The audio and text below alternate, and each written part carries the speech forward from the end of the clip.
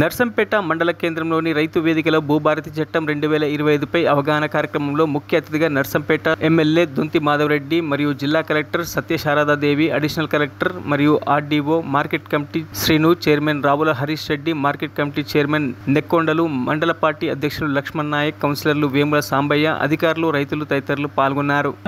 ఏర్పాటు చేసి ఏదైతే 2071-72లో ఇచ్చిన ఆ యొక్క చట్టంలో ఉండబడే పాస్ పుస్తకాలు, హక్కుపత్రాలు కానీ మళ్ళీ 2004-05లో కూడా అదే చట్ట పరిధిలో మనం పట్టేదారు పాస్ పుస్తకాలు కూడా ఇవ్వడం జరిగింది. అయినప్పటికీ ఇంకా నేను సమగ్రంగా సర్వే జరిపి గ్రామాలకి వెళ్ళి ఈరోజు మేమైతే ఈ యొక్క చట్టాన్ని తయారు చేసి ఈరోజు మనం గ్రామాలకు వస్తూ ఉన్నాం, మండలాలకు వస్తూ ఉన్నాం. కానీ ఆ రోజు చట్టాన్ని తయారు చేసి ప్రజలకు తెలియజెప్పి గ్రామాలకి ఏదైతే వచ్చి ఆ యొక్క సమగ్రమైన సర్వే జరిపించి చేసినట్టయితే ఆ యొక్క సమస్యల్ని మరి పరిష్కరించడానికి అవకాశం కూడా.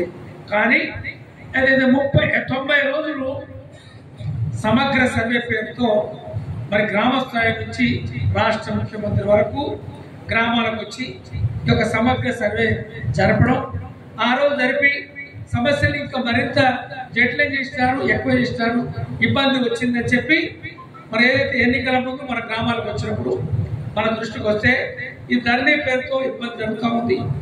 ఏదైతే రేపు కొన్న ఏదైతే భూములకి మరి ఏదైతే సాదా పరిణామంతోటి 2005 వారిలో ఆ రోజు ప్రభుత్వం, కాంగ్రెస్ ప్రభుత్వం ఎత్తిన పాలనలో స్టాంప్ డ్యూటీ ఏర్పాటు చేస్తే ఆ రోజు పట్టేదారు పాస్ పుస్తకాలు ఇచ్చినాం. ఆ యొక్క పట్టేదారు పాస్ పుస్తకాలతో మీరు ప్రభుత్వ బ్యాంకుల్లో కానీ, వాణిజ్య బ్యాంకులు, గ్రామీణ బ్యాంకులో అన్ని తీరుల ఆ యొక్క భూమిని ఏదైతే వాటికి చేసి ఆర్థిక సహకారం అందించే అవకాశాలు ఉన్నాయి. మన ప్రభుత్వం వచ్చే సంక్షేమ అభివృద్ధి కార్యక్రమాలు కూడా ఆ రోజు ఆ యొక్క ఉన్న వివరాలతో ఆ హక్కుతో అవకాశం కల్పించాం. మరి ఏదైతే దాన్ని వచ్చిన తర్వాత మరిన్ని అప్డేట్స్ కోసం మా ఛానల్ని సబ్స్క్రైబ్ చేయండి.